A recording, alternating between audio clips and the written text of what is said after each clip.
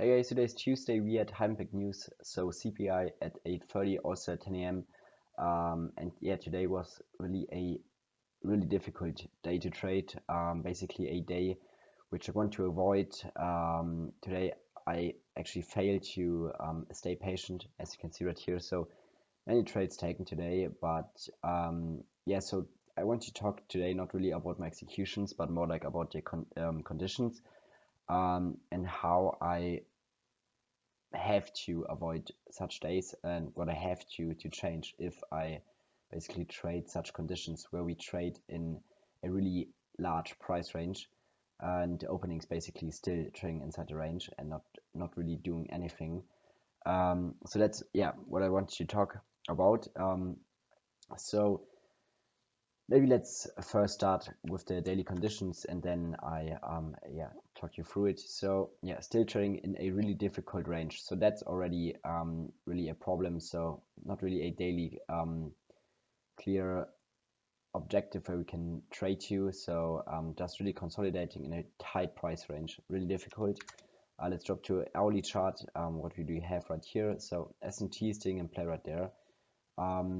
And also on the hourly chart, it's really hard to tell the direction. So, I mean, right here you have really large wicks to the downsides and also to the upside right here. So that's already really difficult to trade because you don't really know if we are going to trade higher or lower. You could say that we have a smaller market maker buy model being completed with basically sweeping the internal liquidity right here.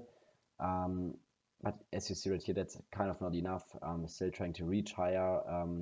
But also if you look or take a look on the 4-hour chart, we have all the low resistance liquidity right here. So it's really difficult to just trade such conditions. Yeah, but that's not really the point of today. So the point is that we really had much consolidation within London, and with CPI news, we exploded higher and swept really important buys and liquidity draws for price. And also what's really important is the fact that we have S&T with ES at the London lows. Therefore, as you know, the equal lows basically down here, which looks really good to aim for, are actually protected. And that makes basically the whole day really difficult because to reach higher after we expanded so much higher with CPI news is difficult to expect, but we will also not really go for the equal lows down there. So yeah, that was not really easy today. And as you see, 9:30 basically opens up right here in between so many price ranges. So we just have to be way more patient if we trade such conditions. We don't want to trade if we are trading inside a price range. In that case, we want to wait until we basically sweep external liquidity, and that's either the external sales liquidity down there or above here, basically the high of the Newcomb kill zone, so the external high. That's really, really important to understand for me. But also right here, regular trading hours really difficult. Why? Because we're trading still inside so many previous opening new open range gaps, or I don't know how to say it, but yeah, so many inefficiencies, real liquidity voids, really difficult to trade in to have a clear draw for price, because yeah, once again today we opened up with a gap of almost 360 handles, and now we want to see that we basically respect the upper column level or CE. In that case we kind of respect CE, but as you look closely, we also closed slightly below it, so that's not really perfect price action. What I was looking for today is definitely that we trade back to CE of Monday's Newton range gap, so that was definitely a target for me because we closed in the previous gap down here. So for me, we are kind of done going lower, so I want to see that our today's open range gap is going to support us higher into Monday's open range gap quadrants, in that case CE or even the upper column level. So that's what I was looking for. I think I can delete this one as well, it's not really as important. And so that was kind of the regular trading hours conditions. But yeah, as you just saw, it's really difficult to frame any trades in here. So maybe yeah, still let's take a look on the executions right here. So I don't know, guys. Honestly, I don't really know. I think I'm trading quite well lately, so the last months I would say, but there are always some days where I just crash out. I don't know why. I think so if I look basically on my Notion or even on the evals I passed, for example, I have like my last eval I passed with 9 winning days. Now also on this eval I had like I think 7 winning days of no 5 winning days, and now this big losing day, and I even managed today quite well. It's not really as dramatic, but still, I mean, not only regarding the P&L but also the trade frequency, so how many trades I take. I'm also crashing out with revenge trading, with over trading, and taking just too many trades, even if I did not really get hurt as much as I did before regarding the P&L. But yeah, that's something I don't really get. So while there are some days where I just really, I don't know, I just crash out. I don't know how to describe it differently, but that's something I really have to overcome, and that's a really, really huge problem for me. And it's really happening often in such days where we are trading inside a range where 930 is consolidating. I'm anticipating a price run, but we do not really have a clear higher time frame objective.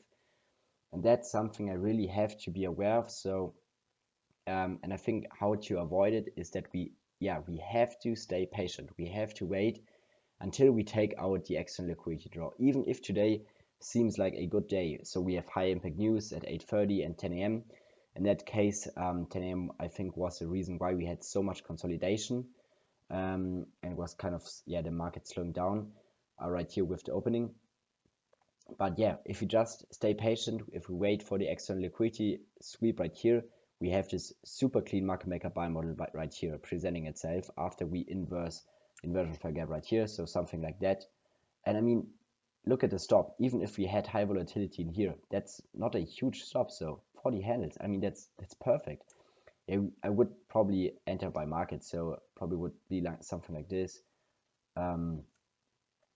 But still, in that case, I think that's completely a reasonable trade to take. And in that case, we aim for equal buy side liquidity, and that would be a perfect trade. So once again, you see patient pace. Just wait for the external liquidity to get tagged, and then we can just have a really clean market maker buy model. So that's basically it.